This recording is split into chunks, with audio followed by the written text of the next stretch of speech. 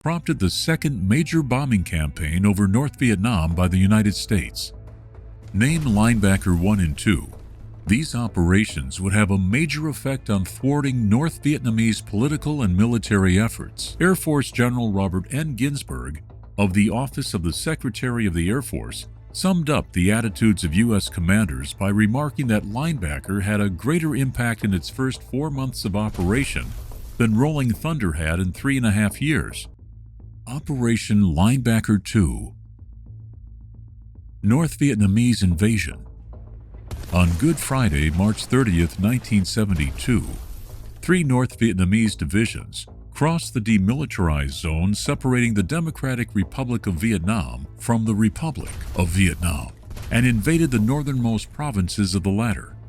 Before the Easter weekend was over, 12 of Hanoi's 13 regular combat divisions were carrying out military operations in South Vietnam.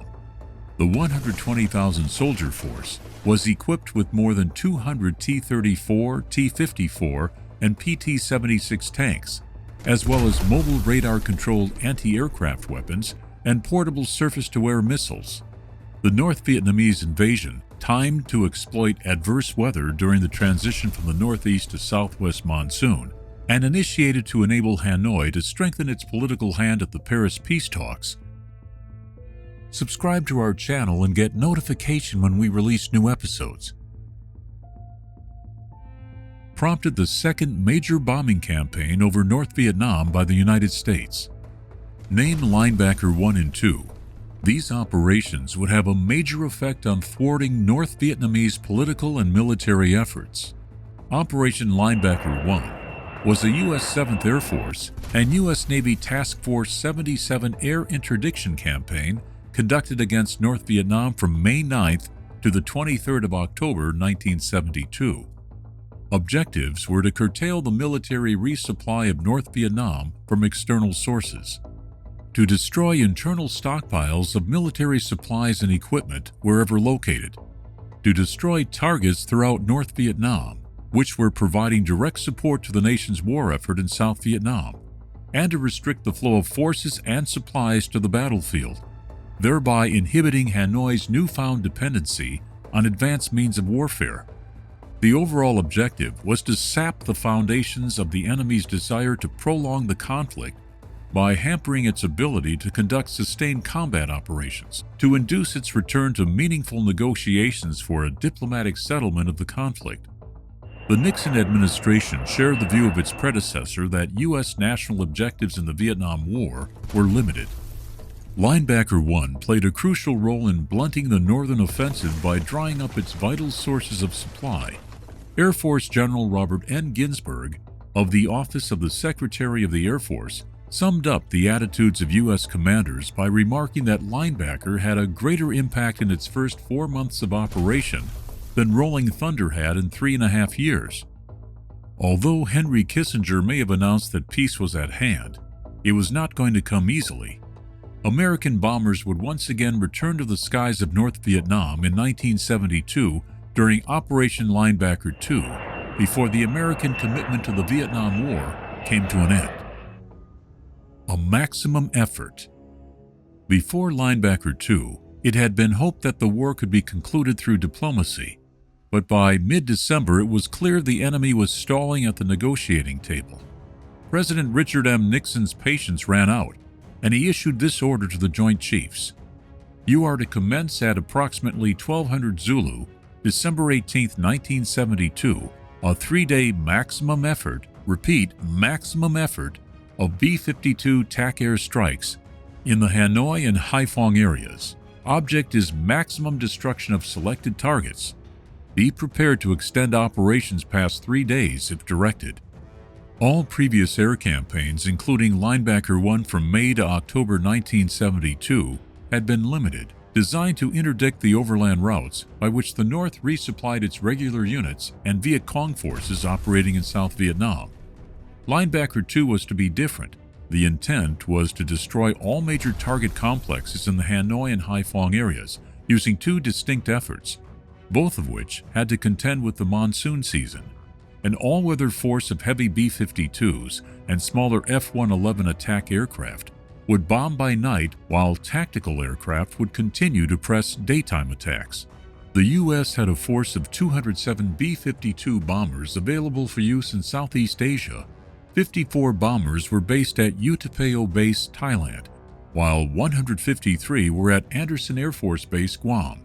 This deployment comprised nearly half of the Air Force's manned bomber fleet, and Strategic Air Command SAC commanders were initially reluctant to risk the expensive aircraft and their highly trained crews in such an operation. The production line for B-52s had long since been shut down, and losses could not be replaced. The use of large numbers of B-52s was unprecedented in the war, and the proposed mass attacks on targets within 11 miles of Hanoi represented a dynamic change in the employment of air resources. Many within SAC welcomed the opportunity to fly into the heavily defended airspace of North Vietnam, hoping finally to prove the viability of manned bombers in a sophisticated Soviet-style air defense network of surface-to-air missiles, SAMs, anti-aircraft artillery, and MiG interceptors. Tactics. There was worse news: the attack tactics themselves. All bombers were to depart from the same initial point, make the same bomb run in single-file formation, fly exactly the same airspeeds, operate in exactly the same altitude blocks, and maintain exactly the same spacing between each of the 3 ship cells, 1 minute, and between each aircraft within the cells, 15 seconds. Once the aircraft had dropped their bombs, they were to execute what SAC termed post-target turns to the west. These turns had 2 unfortunate consequences.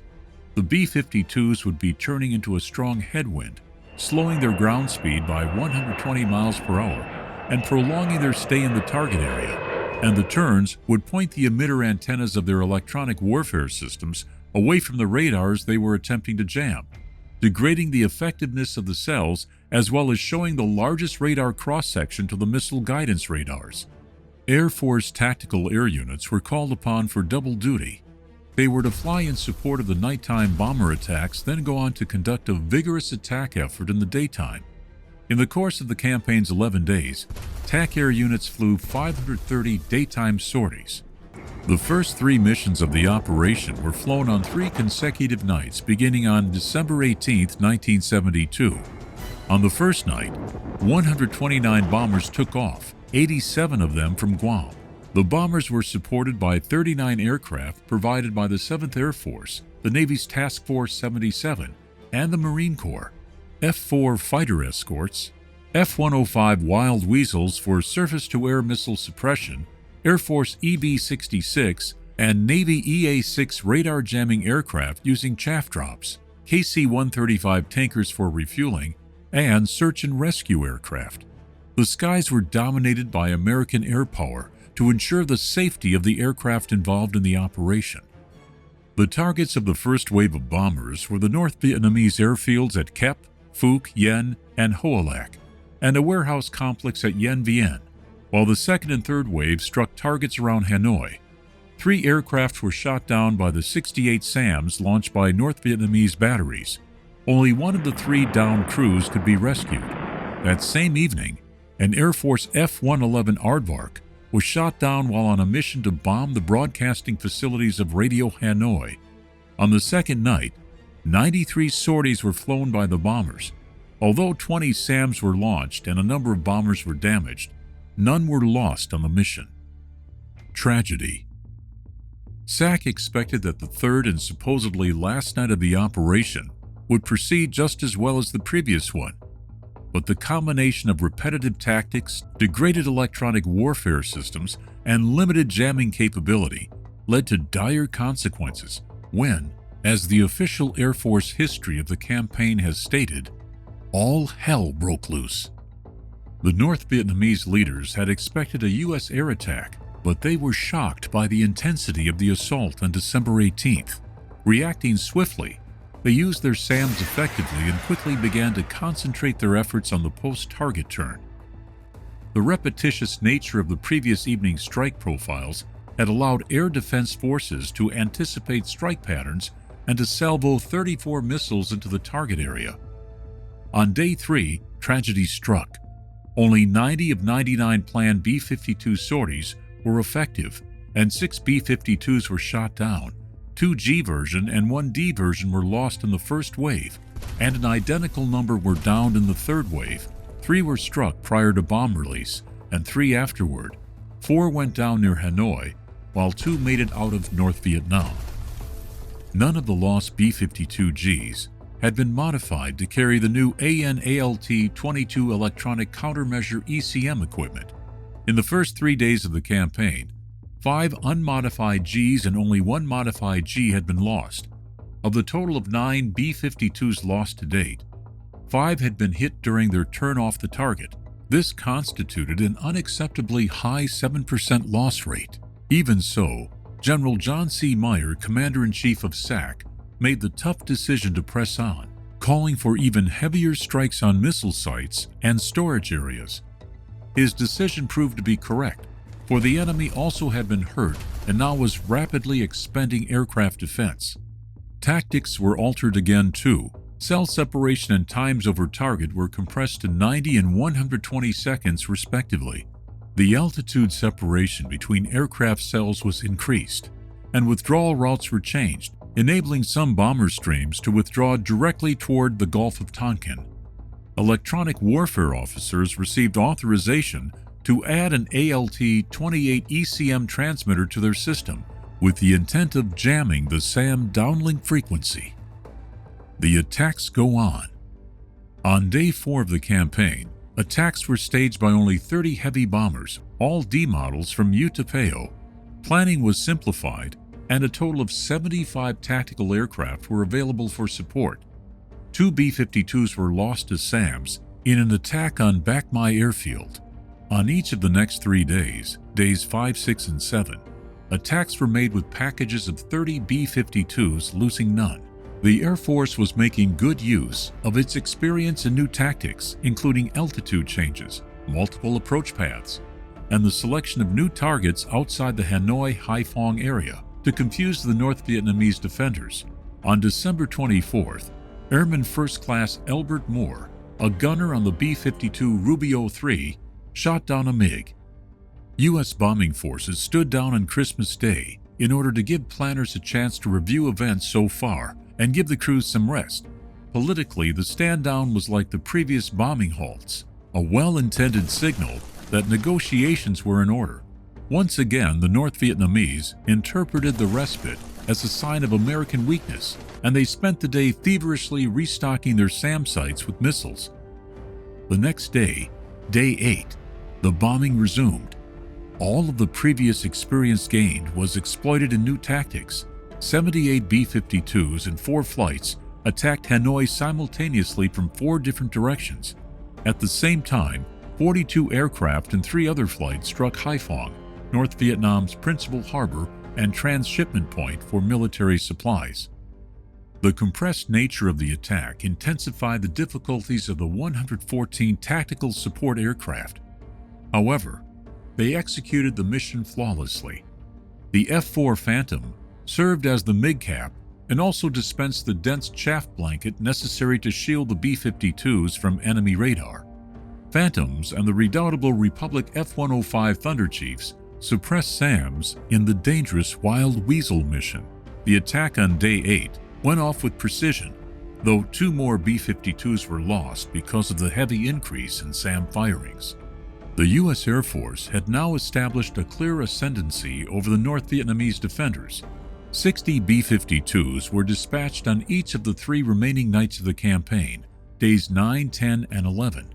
2 B-52s were shot down on December 27th, one going down in North Vietnam, and the other making it back to Thailand, where the crew bailed out. On the final day of the campaign, day 11 on December 29th, U.S. crews, both bomber and support, were at the peak of their form, while the enemy was in obvious distress, able to fire only 23 SAMs. Where once they had salvoed 6 SAMs at a time, they now were reduced to individual snapshots. They were also out of SAMs, their MiGs were shut down, and their radar and communication links were disrupted. In short, they were at the mercy of the United States.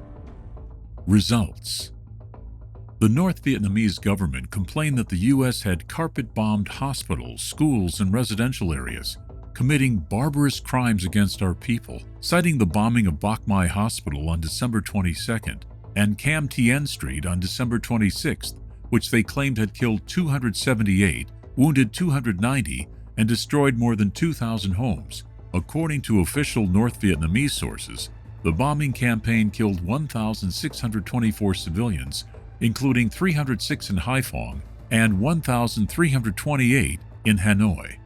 During the 11 days of Operation Linebacker, the B-52s flew 795 sorties with a loss rate of only 1.89%. The Air Force flew 769 sorties, and 505 were flown by the Navy and Marine Corps in support of the bombers. During these operations, 10 American aviators were killed, 8 captured, and 11 rescued. U.S. Air Force losses included 15 B-52s, 2 F-4s, 2 F-111s, 1 EB-66, and 1 HH-53 search and rescue helicopter. Navy losses included 2 A-7s, 2 A-6s, 1 RA-5, and 1 F-4. 17 of these losses were attributed to SA-2 missiles, 3 to daytime MiG attacks, 3 to anti-aircraft artillery, and 4 to unknown causes. U.S. forces claimed 8 MiGs were shot down during the operation, including 2 by B-52 tail gunners. The result of Linebacker II was exactly what had been predicted by those who had advocated full application of air power against North Vietnam: a military victory.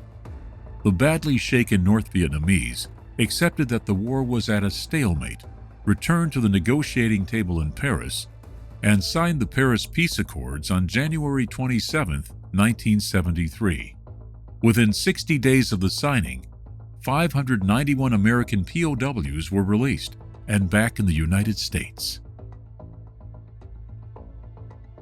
If you like these types of videos, subscribe to our channel and get notification when we release new episodes.